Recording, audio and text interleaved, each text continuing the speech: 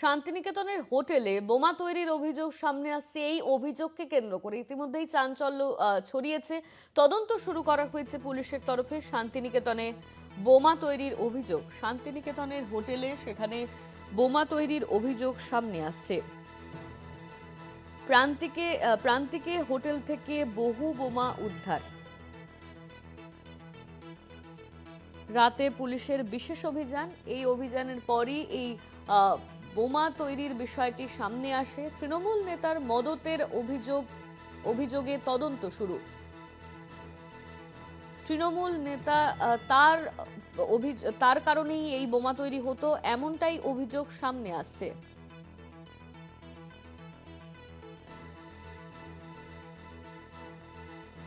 আমাদের সঙ্গে ফোন লাইনে রয়েছেন আমাদের প্রতিনিধি মনা বীরবংশী। মনা, কি অভিযোগ সামনে আসছে?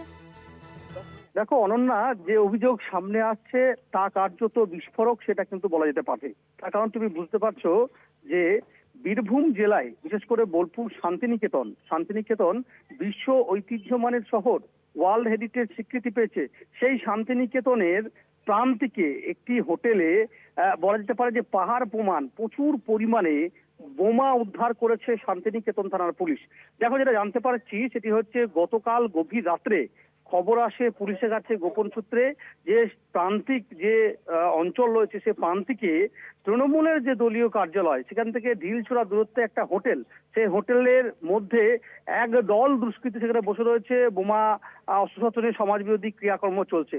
পুলিশ সেখানে যায়, পুলিশ হানা দেয় এবং সেখানে প্রচুর পরিমাণে বোমা এই মুহূর্তে দাঁড়িয়ে কিন্তু হদিশ পেয়েছে। দেখো, এই পুরো বিষয়টি যেটা আমরা জানতে পারছি এখনো পর্যন্ত যে বেশ কয়েকজনকে আটক করেছে, যদিও এটি পুলিশ এখনো পর্যন্ত স্বীকার করছে না। বোলপুরের এসডিপিও আজকে সকালবেলায় সেখানে গেছিলেন, শান্তিনিকেতন থানার ওসি গেছিলেন, পাড়ুই থানার ওসি ছিলেন, বিশাল পুলিশ বাহিনী ছিলেন। সেখান থেকে প্রচুর পরিমাণে বোমা উদ্ধার হলো। কিন্তু তাৎপর্যপূর্ণভাবে দেখো, বিরোধীরা যেটা অভিযোগ করছে যেটা হচ্ছে যে হোটেল থেকে উদ্ধার হয়েছে সেটি এই প্রান্তিক, যেটি 1 নম্বর ওয়ার্ড, সেই ওয়ার্ডের যে তৃণমূলের নেতা যিনি মূলত সেখানে নেতৃত্ব দেন, সেই তৃণমূল নেতার ছত্রছায়ায় সেই হোটেল কিন্তু পরিচালনা হয়। কাজেই সেখান থেকে উদ্ধার হয়েছে। বুঝতে পারছো, পুলিশ পুরো বিষয়টি একটা ধামা চাপা দেওয়ার চেষ্টা করছে, এমনটা কিন্তু অভিযোগ সামনে আসছে। কারণ বীরভূম জেলা পুলিশ এসডিপিও বোলপুর যখন ঘটনাস্থলে ছিলেন, তিনি কিন্তু পরিষ্কার কিন্তু খোলসা করছে না যে কতজনকে গ্রেপ্তার করেছে, কতজন আটক হয়ে রয়েছে। কারণ গতকালকে আমরা দেখেছিলাম যে সেখান থেকে বেশ কয়েকজনকে আটক করে পুলিশ নিয়ে গেছে। এই মুহূর্তে দাঁড়িয়ে সেই বোমাগুলিকে নিয়ে যাওয়া হয়েছে কোপাই নদীর তীরে। সেখানেই বোম স্কোয়াড পুলিশের উপস্থিতিতে সেই বোমা কিন্তু নিষ্ক্রিয় করা হচ্ছে। এখন প্রশ্ন উঠছে, বিশেষ করে শাসক বিরোধী তরজা শুরু হয়েছে।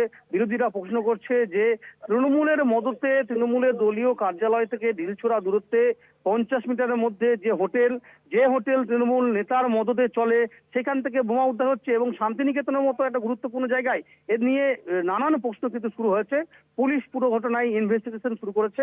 চাঞ্চল্য ছড়িয়েছে সে এলাকায়। কারণ তুমি জানো যে সম্প্রতি বেশ কিছুদিন আগেই সেই প্রান্তিকে আমরা দেখেছিলাম যে একটা ঘটনাকে কেন্দ্র করে রীতিমতো উত্তেজনা শুরু হয়েছিল। সেই জায়গা থেকে আবার বোমা উদ্ধার, বিশেষ করে এই ভোটমুক্তি বাংলায়। বুঝতে পারছো যে বীরভূমে রাজনৈতিক একটা উত্তাপ রয়েছে, তার মধ্যে এই বোমা উদ্ধারে যথেষ্টই কিন্তু চাঞ্চল্য ছড়িয়েছে, সেটা কিন্তু বলা যেতে পারে। অনন্যা, ধন্যবাদ তোমায় মনা। আমাদের সঙ্গে ফোন লাইনে ছিলেন আমাদের প্রতিনিধি মনা বীরবংশী।